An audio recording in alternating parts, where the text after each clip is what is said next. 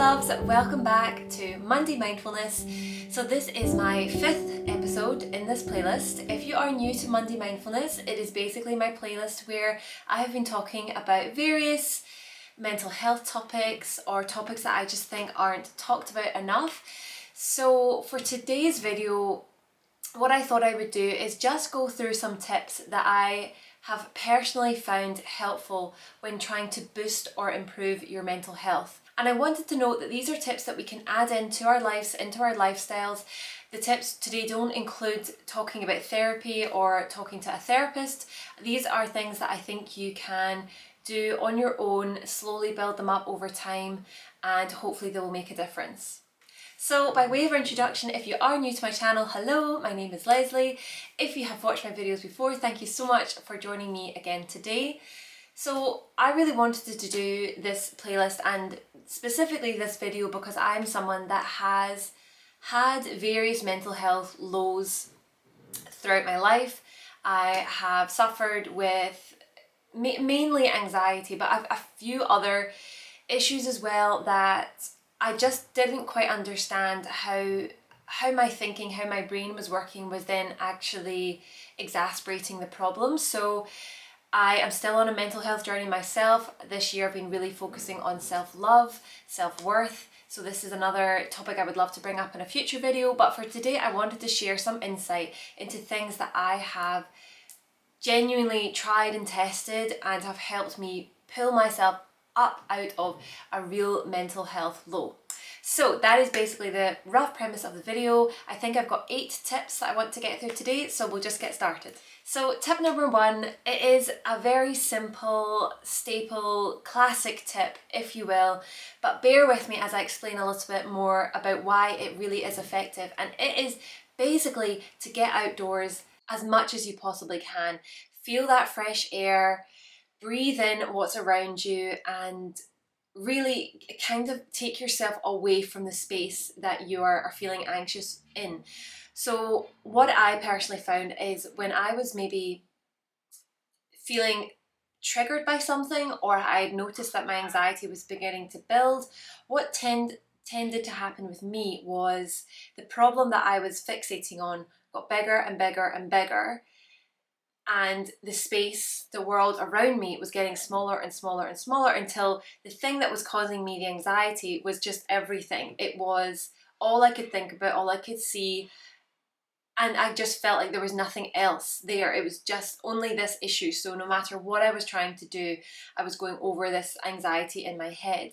And I think this is something that if you do suffer with anxiety, you might be able to relate to, because I think what tends to happen is we want to feel safe, so we want to stay, maybe in our bedroom or in our living room or even in bed, and you just want to stay there and feel safe, but in actual fact you're kind of sitting with this problem, and unless you can stop it spiraling, which you might be able to do if you've got different tactics, but if you are then finding that it is spiraling, for me it was just getting to a point where I really was losing all rationale. The issue that may have been something so minor or not even a huge life-changing factor, just something that was making me anxious, was then all consuming and all I could think about. So it is a tip that it can be difficult to implement, and I totally understand that if you're really in the throes of an anxious moment and you're sitting with this anxiety, you don't really want to force yourself out into the world. You can feel sometimes quite vulnerable. You might feel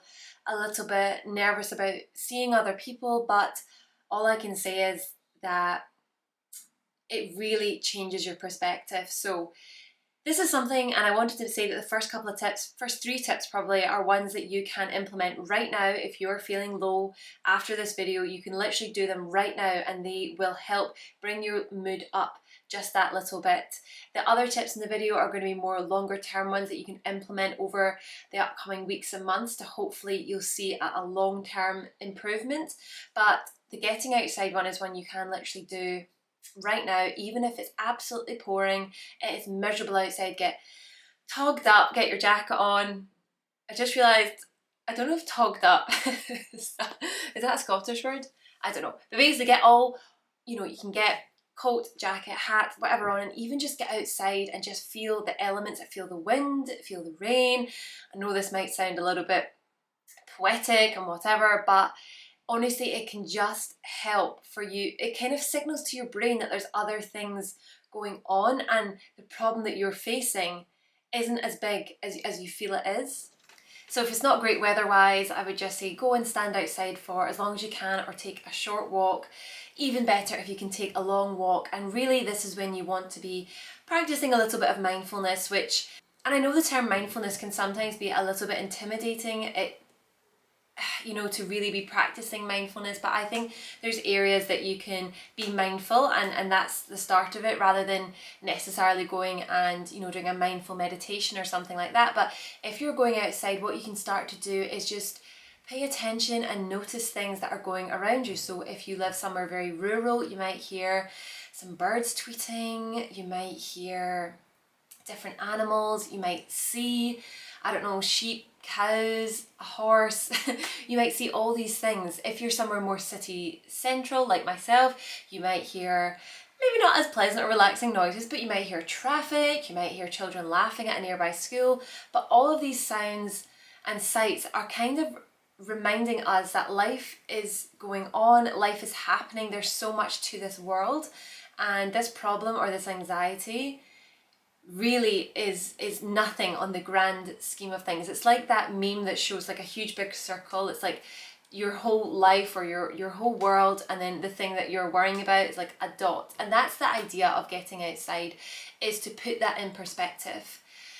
So I think that is a first easy but also not so easy to actually get yourself over the threshold outside into that world. I do get that can be intimidating, but if you can try and build it up. So I currently, not every day, I've not been so good the past couple of weeks, but typically I start off every day with a reasonably long walk with Teddy, and that is the exercise that I kind of commit myself to.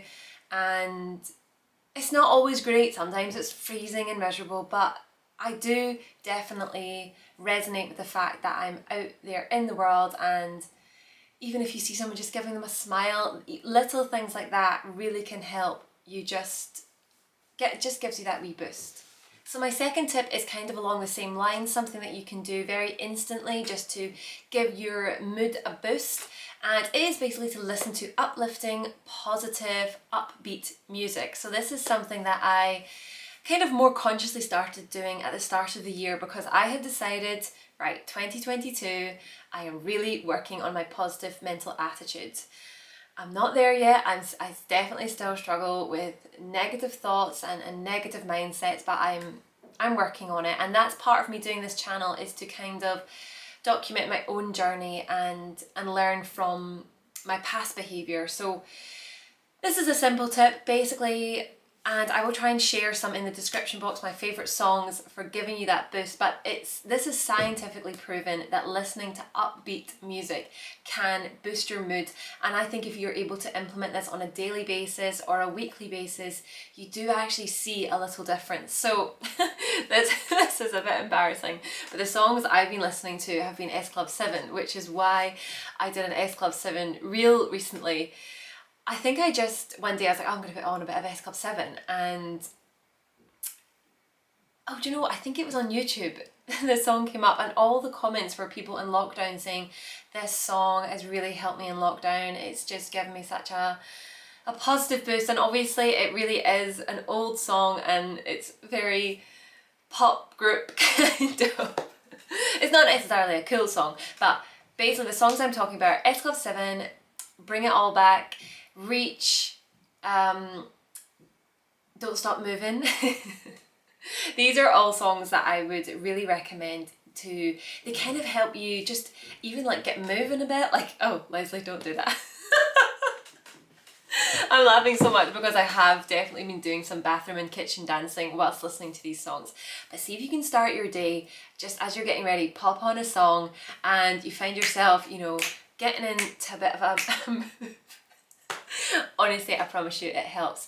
Another song that I absolutely love, because Elton John, he had so many struggles himself and he overcame came them, and he is just an incredible person, is I'm Still Standing. And this is a song that I really, really love, because whenever I think of my own mental health struggles, and I just think I'm still standing, I'm still here, I'm like fighting to keep on going and, you know, not let the anxieties take over. So I'm Still Standing, I definitely recommend that one as well. I'm going to think of some others and then put them in the description box, and if you do have any that you'd like to suggest, please leave them in the comments. But tip 2 is listen to some upbeat music. Tip number 3 is another one that is a sort of daily thing that you can implement, and this is for when you have maybe noticed you have had a drop in your mood, you're starting to feel a little bit lower, maybe a bit more anxious, and maybe even starting to feel depression kind of sink in a little bit.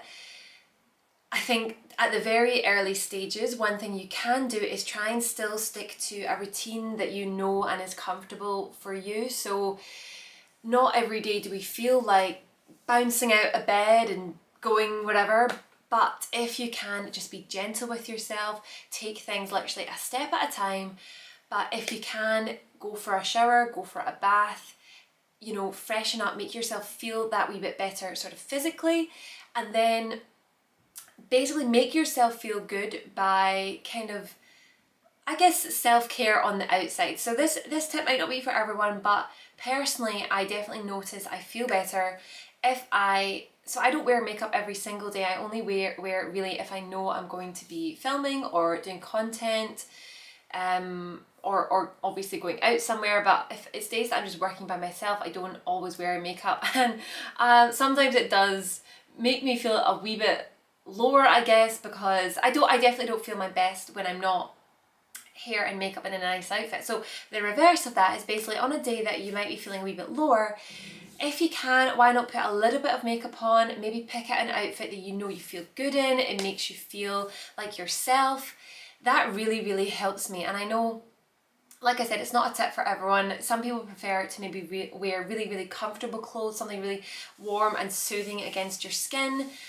I really feel my best when I'm in some blouse, or I've got my little shoes on with the heel, I've got my makeup done, my hair, some earrings in, things like that help me feel a little bit better. And I know that's maybe focusing on the physical side of things, but it then feeds into the mental side of things as well. And I definitely would recommend trying to stick to that routine. So if you're waking up and thinking, I just don't even want to get up today, I don't want this day to start, just take a little step, maybe get in the shower and take it from there, and then say, okay, I'm going to put a little bit of makeup on.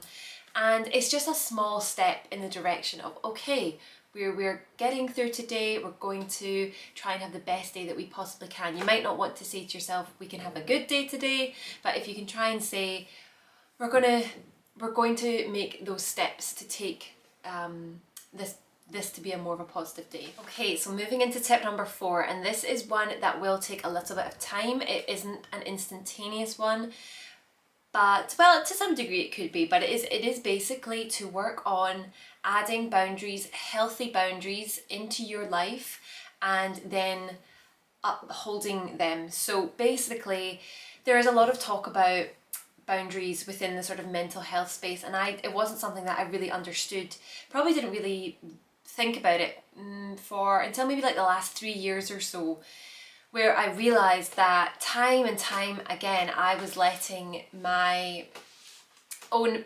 boundaries be disregarded, disrespected. So there are so many ways that you can add a boundary. It can literally mean so many different things, and it could be different for every single person out there. So some examples of a boundary, maybe something like putting a WhatsApp group on mute, maybe not immediately replying to a text, not always answering your phone. If you don't have the mental health space or capacity to deal with those things right now, that is absolutely fine. That is you respecting yourself. That is you practicing self-care by putting in that boundary of, you know what, I don't immediately respond to a text, I don't immediately respond to a group chat. That is your prerogative. So that is like one example of a boundary. Another example, maybe going to a social event and only staying until a certain time and, you know, agreeing with yourself, this is the time that I will leave, and unless of course you end up enjoying yourself and you want to stay later. But if you feel you are then obligated to stay longer and you're a bit nervous to leave, you don't want to be the person that leaves first, all of those, you're really putting other people ahead of your own needs, because you are maybe saying, you know, thinking of the host and thinking, oh, I don't want to upset the person by leaving early. But at the end of the day, you've still gone, you've been there, so you have to put yourself first in these scenarios. And on the same hand, even if you actually just don't want to go in the first place, if it doesn't feel right for you, if your mental health would be compromised by going, then I really think there is no reason for you to have to go. And I know some people might be disappointed if you drop out last minute, and that's a tricky one. But I think, do you know what, you have to just put your mental health first, and if you explain that to the person, I'm sure they are going to understand. Another boundary may be something like to do with alcohol, which I have discussed on this channel a little bit. If you say to yourself at some event, I'm going to have 2 glasses of wine, holding a boundary would be not letting yourself be convinced into having more, or being peer pressured into having more. That is your decision, you're taking that stance. And don't get me wrong, it can be hard to hold a boundary, it definitely can be, but that is one that, yeah, that could be a boundary for you. So these are just some examples. They may look completely different for yourself. These are just ideas of what a boundary might look like. So tip number 5 is an all-round favourite. It is basically to practice self-care. And I have admitted in my previous videos, there was a point where I definitely rolled my eyes at the term self-care. I just thought, what is that? What does it mean? I would just go previous Lesley, because I just didn't understand it, and actually I was someone that was desperately in need of some self-care. Sorry, my little teddy bear's joined us. Oh, here he is. Say hello. So practicing self-care. So this is actually a very, very good example. If you do have a pet, just, you know what, giving them just a little bit of love, giving them a wee cuddle, or just sit with them, just spend time with them. That is a really, really good form of self-care. So I thought I would just talk through a couple more examples, because there's definitely this notion that self-care is, you know, booking yourself into for a spa day. And don't get me wrong, that sounds amazing and I would love to do that. Can you hear the drilling? Honestly, I'm so fed up with the drilling. But the good news is my scaffolding is coming down. They're scaffolding up both sides of my flat. They have been up for almost 4 months now. And yeah, it has been affecting my film quality because we're not getting as much natural light. So also I just feel like not great when you're having your natural light blocked. But what I'll quickly do is close that door so that the drilling's not as loud. So I was saying self-care doesn't necessarily mean, you know, going for an elaborate day at the spa, although that is an example of, you know, taking care of yourself. But self-care can really mean a whole manner of things. It can be things like, you know, lighting a scented candle, having a bubble bath, reading your book. Those are definitely good examples of self-care, but it can also mean, like we talked with the previous tip about holding a boundary, muting a group chat, putting your phone off, taking a break from social media. Those are also ideas of self-care, and there's absolutely loads out there. And like I said, they will be different for every person out there. Some people prefer maybe to be on their own, other people prefer to maybe talk to someone, maybe even catch up with friends. So it really could be a whole manner of things, but it's something that you can definitely pay attention to as well. Like, when do you feel you're most relaxed? When do you feel just that sort of feeling? And you might feel that at a spa, or going for, like, I don't know, a fortnightly massage or something like that. That might be what works for you.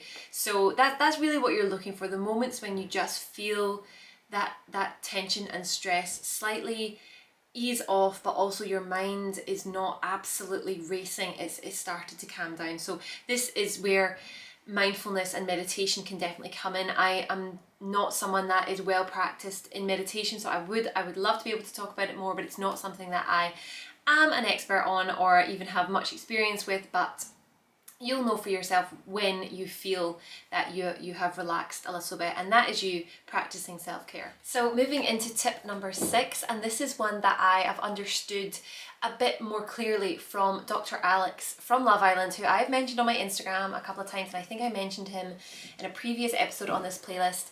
Basically, I just think he has done so well to help reach out to, I guess, his audience, the Love Island audience, and talk about mental health and make it okay to talk about. And yeah, I'm a big fan of Dr. Alex, and he recently did a podcast. Actually, I don't know how recently it was, but he did a podcast with Stephen Bartlett, I think that's his name, from Diary of a CEO.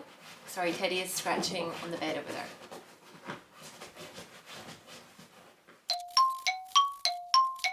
He's finally sat down.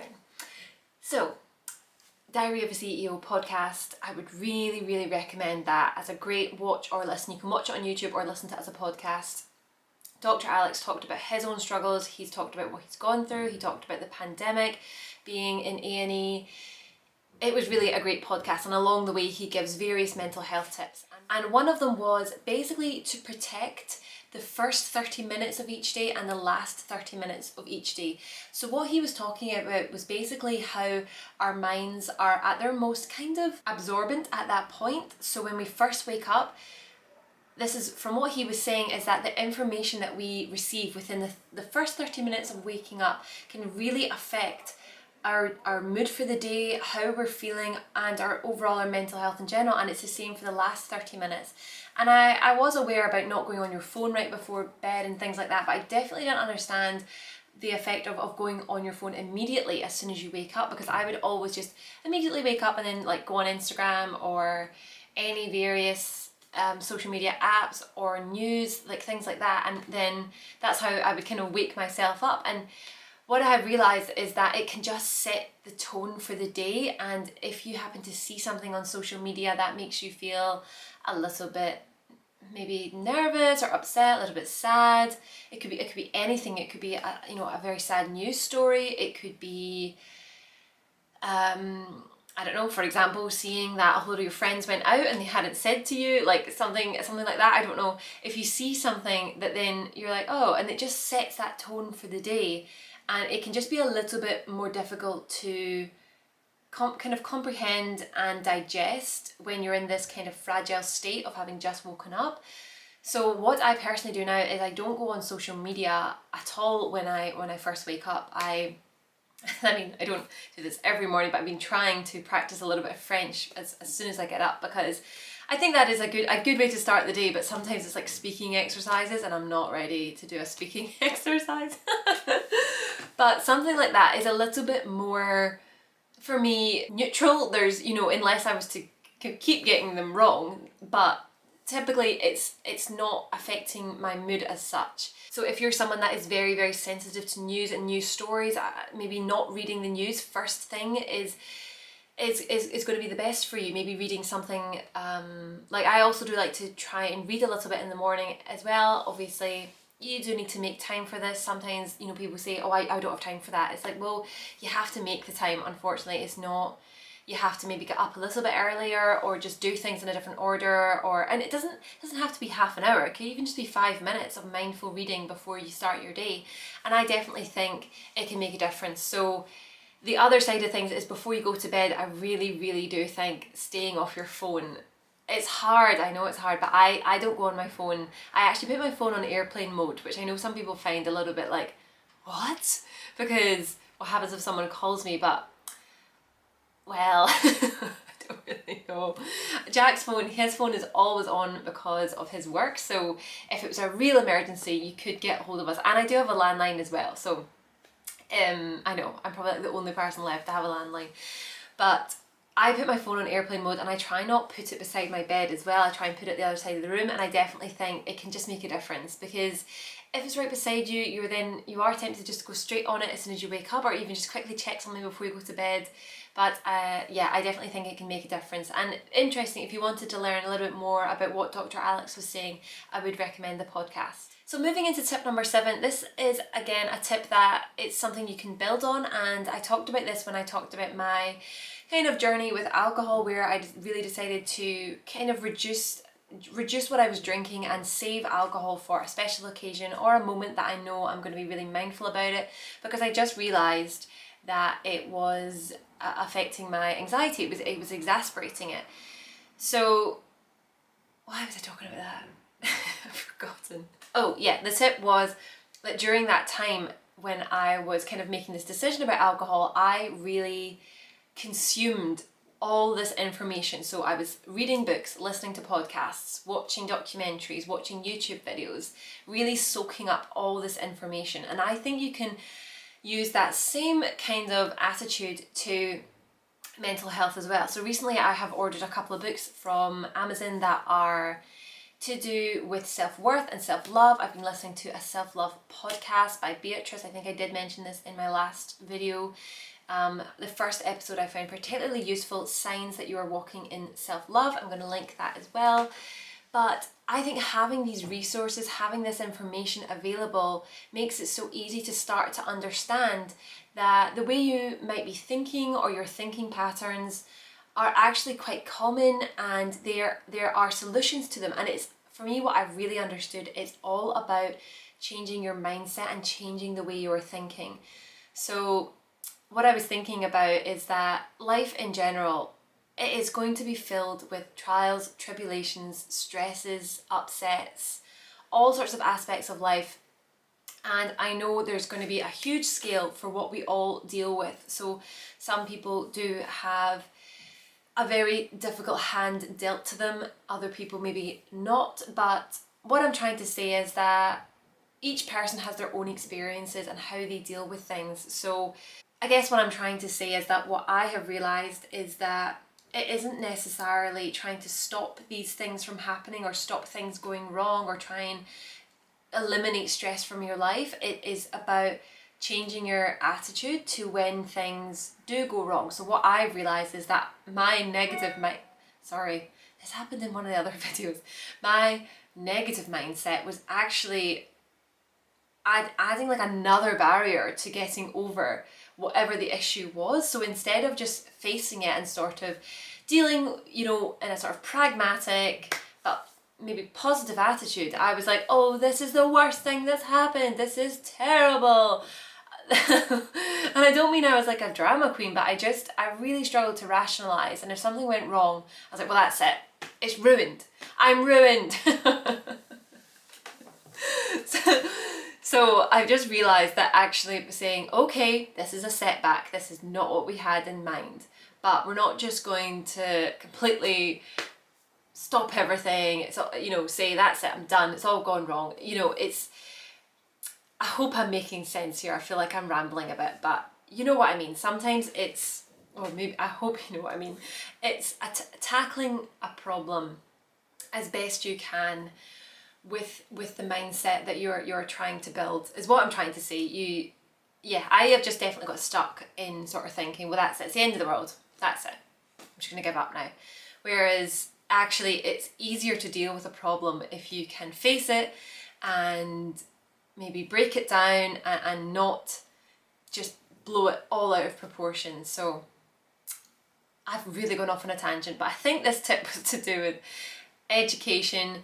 Use resources, use materials to help understand our thought process. So I will leave some books or podcasts in the description box as well. If there's any that you'd like to add, please leave them in the comment section, and I will hopefully start to put together a nice bundle of resources that we can refer to. And so our final tip number 8, is one that I did mention in my video about having a positive mindset, and it is basically to use the coin analogy, which again, it was from Dr. Alex, to just understand a little bit more about your own mental health. So basically, just to give an overview of what it is, it's basically to describe or think of your mental health as a balance of coins. So some activities in life are going to deplete your coins. So a stressful meeting at work, maybe a huge social event, or maybe a big night out, or maybe a lunch with a family member who you find difficult to be around. You know, I'm just throwing out examples, but these might be some ways that you are spending coins, and then you want to look at ways you can build those coins back up. So that would be what we've talked about in this video. So self-care, looking after yourself, being gentle with yourself, you know, maybe reading one of these sort of self-help books that I've mentioned, things like that. So I have just found it a really useful way to kind of look at things and look at the world as I've spent a coin today and I need to maybe spend a little bit of time gaining that coin back, and looking at your diary and thinking, okay, there's a couple of things this month that might make me a little bit more anxious, might be making me a little bit more nervous. And so I want to plan some things around then that I know will help me just feel that wee bit of reassurance. So I did talk about this in more detail in the previous video, so I will link it here in case you fancy going and referring to that.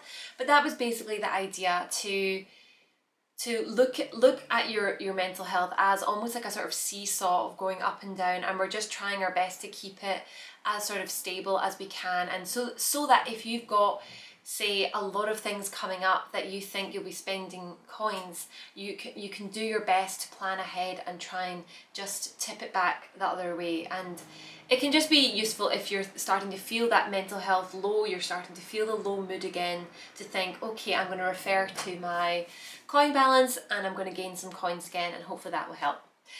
So this has been a lot of chatting in this video. I hope it has been okay. If you have any more tips, please pop them in the comment section. I know there are so many other ways of improving your mental health. These are just some ones that I personally do, and there are more as well, so I will maybe be doing a part 2 to this video, but I just wanted to start off with some of the ones that I think are useful to start thinking about. So I hope this video was in any way helpful. Please let me know if you have any further thoughts. Thank you so much for watching. I will see you again for another episode of Monday Mindfulness really soon, but you can also watch my other videos which are uploaded every Thursday at 7 o'clock. They are more fashion and lifestyle based. But thank you so much for watching. I will see you all again soon. Okay, bye!